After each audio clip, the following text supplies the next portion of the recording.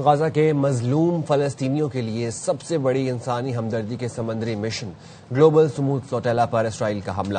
غیر ملکی media reports اور سمود فلوٹیلا کے منتظمین نے بتایا اسرائیل کے جنگی جہازوں نے قافلے میں شامل کشتیوں کو گھیرے میں لیا، کئی کشتیوں پر قبضہ کر کے سوار انسانی حقوق کے کارکنوں کو حراست میں لے لیا۔ امدادی قافلے کی قیادت کرنے والی معروف سماجی ورکر گریٹا تھنبرگ بھی زیر حراست ہیں۔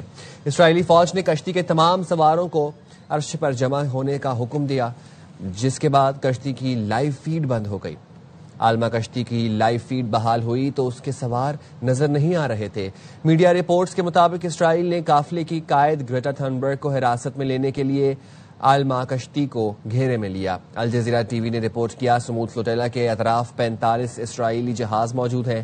سمود فلوٹیلا ارکان میں پاکستان کے سابق سینیٹر مشتاق احمد شامل ہیں، وہ ایک کشتی مینگو پر سوار ہیں۔ فلوٹیلا انتظامیہ کا کہنا ہے کچھ کشتیوں کو اسرائیلی فوج کے بحری جہازوں نے گھیر رکھا ہے، کئی جہازوں کے انٹرنیٹ کو اسرائیلی بحری فوج نے بلاک کر دیا ہے۔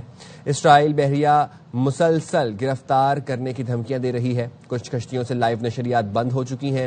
غازہ جانے والے گلوبل سمود فلوٹیلا میں 44 کشتیاں شامل ہیں۔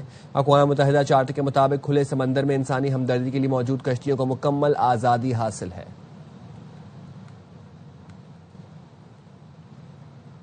وزیراعظم شہباز شریف نے 40 جہازوں پر مشتمل سمود غازہ فلوٹیلا پر اسرائیلی افواج کے بزدلانہ حملے کی شدید مذمت کی ہے۔ وزیراعظم نے اپنے بیان میں کہا سمود غازہ فلوٹیلا میں 44 ممالک سے تعلق رکھنے والے 450 سے زائد انسانی ہمدرد کارکن شامل تھے۔ ہم ان افراد کی سلامتی کے لیے دعا گو ہیں جنہیں اسرائیلی افواج نے غیر قانونی طور پر گرفتار کر رکھا ہے۔ ان افراد کا جرم صرف یہ تھا کہ وہ بے بس فلسطینی عوام کے لیے امداد لے کر جا رہے تھے۔ ہم ان تمام افراد کی فوری رہائی کا مطالبہ کرتے ہیں۔ یہ بربریت ختم ہونی چاہیے اور امن کو فروغ دیا جانا چاہیے۔ انسانی ہمدردی کی امداد ہر صورت ان ضرورت مندوں تک پہنچنی چاہیے۔ ہر صورت انسانی ہمدردی کی امداد ان ضرورت مندوں تک پہنچائی جانی چاہیے، ایسے کہنا تھا وزیراعظم شہباز شریف کا۔ وزیراعظم شہباز شریف نے 40 جہازوں پر مشتمل سمود غازہ فلوٹیلا پر اسرائیلی افواج کے بزدلانہ حملے کی شدید مذمت کی۔ وزیراعظم نے اپنے بیان میں کہا سمود غازہ فلوٹیلا میں 44 ممالک سے تعلق رکھنے والے 450 سے زائد انسانی ہمدرد کارکن شامل تھے۔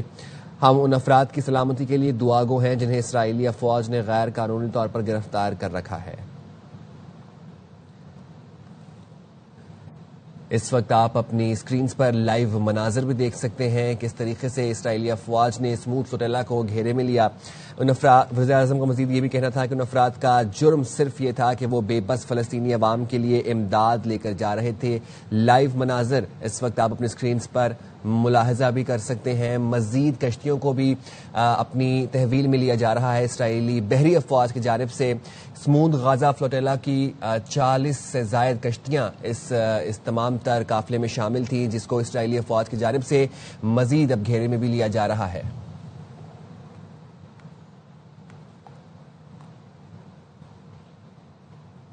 مشرق وسطی سے امریکہ نکلنا چاہتا ہے، روس یورپ میں اثر و رسوخ بڑھا رہا ہے، یورپ اسرائیل سے دوری اختیار کرتا جا رہا ہے جو اسرائیل کے حق میں نہیں۔ حالات حاضرہ کے ماہر احمد حسن العربی کہتے ہیں نیتن یاہو اس وقت دنیا میں سب سے زیادہ ناپسندیدہ شخصیت بن چکا ہے۔ نیتن بہت کمزور ہو چکا ہے۔ ٹرمپ امن معاہدے پر مسلم ممالک کام کریں تو غزہ میں نسل کشی روکی جا سکتی ہے۔